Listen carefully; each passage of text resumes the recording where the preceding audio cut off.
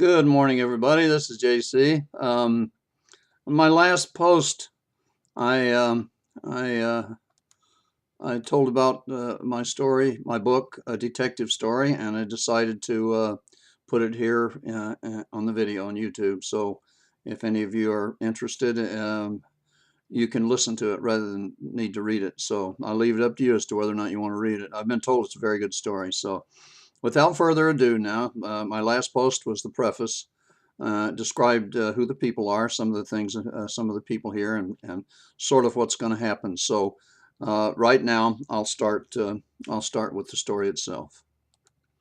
This is chapter 1 of a detective story. Ann Barton, in the full dress uniform of the Tullis City Police Department, stood on the stage that had been built in front of the county courthouse just for this occasion.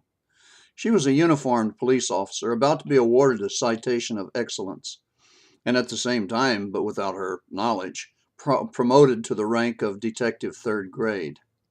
Ann, one of the 5 police officers serving Tullis City, Ohio, population 5,300, had solved an extremely puzzling murder case that had been ongoing and unsolved for more than 4 years.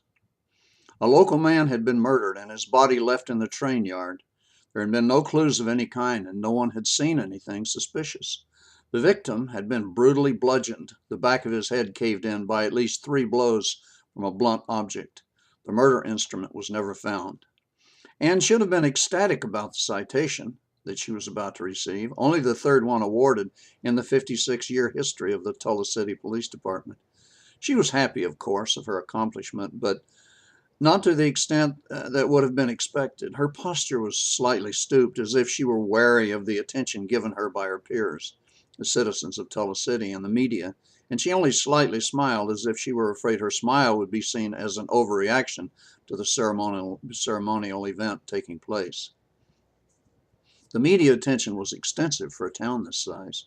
The solving of this crime after 4 years was big news, even to the big city newspapers, several of which were represented at this ceremony. They included the Atlanta Journal, the Memphis Times, and the Philadelphia Inquirer.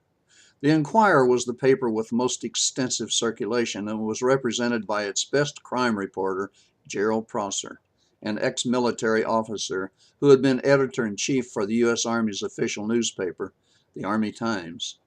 ABC, CBS, Fox, and NBC were also sent reporters and camera crews to cover this event. Then there was the Tullis City Crier, a weekly publication owned and operated by B.J. Lassiter, a middle-aged man of unlimited energy but limited resources. He ran his paper by selling advertisements to local businesses and by collecting subscription fees from 1,200 subscribers. The subscription cost $1 a week, and the paper usually ran 6 to 8 pages, including the editorial page.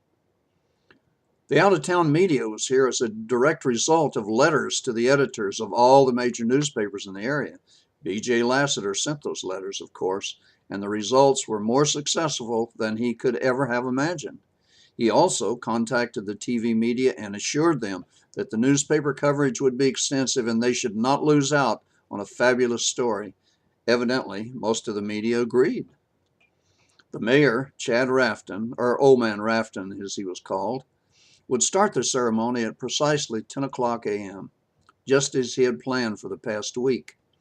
Things of this importance did not often happen in this town, and the mayor was bound to make the most of it. His duties until now had mainly been attending town meetings and making an occasional speech for the welcome wagon when someone new moved into town. Chad was an older man, 66 uneventful years older, and he overlooked no opportunity to act out his position as the leader of Tullis City. This ceremony would be the biggest and most important event over which he would ever preside. The stage was 24 feet wide and 12 feet deep, just big enough to hold Ann, Chad the mayor, Marty Perkins, the police chief, 8 members of the town council, and a few more local dignitaries of varying degrees. An official-looking podium stood at the front center of the stage, about 3 feet back.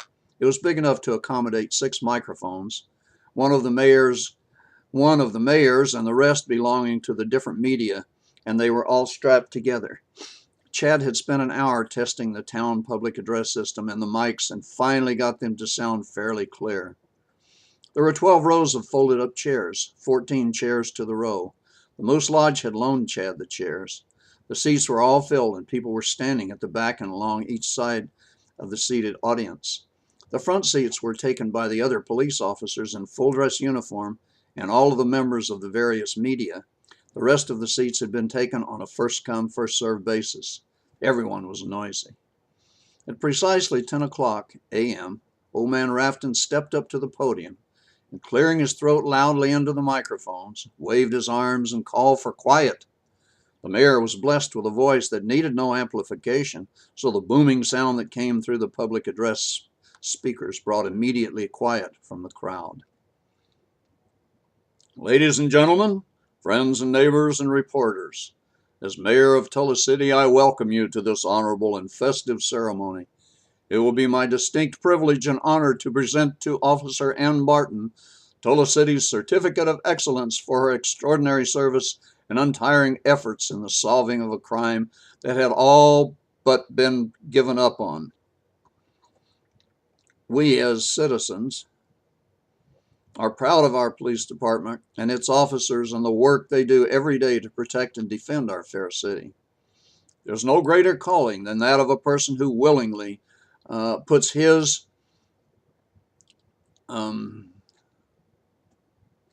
or her own safety on the line to defend the citizens and their community. And when one of our officers goes beyond the normal call of duty to not only defend us from crime and injustice, but to ensure that every criminal act, no matter how long ago it was committed, is paid for by the perpetrator, just as the law prescribes, that officer should be. No, that officer must be rewarded for that effort. But before the presentation, I would like to call on our police chief, Marty Perkins, to say a few words. Marty Perkins was literally one of a kind. He was chief of police and sheriff, both at once. He had already been sheriff when the police chief died. Several officers on the force wanted the job as chief, and there was the biggest fight over it that you could ever imagine. Old Man Rafton decided to take things into his own hands, however, and solve the dilemma of who would be chief, and he appointed Sheriff Marty Perkins temporarily. The sheriff did such a good job, the city council decided to make it permanent. There was a smattering of applause as Marty Perkins walked to the podium.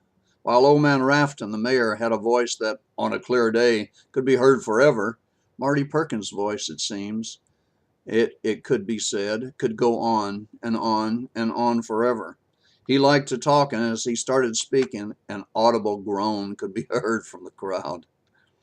The chief's speech would not be brief.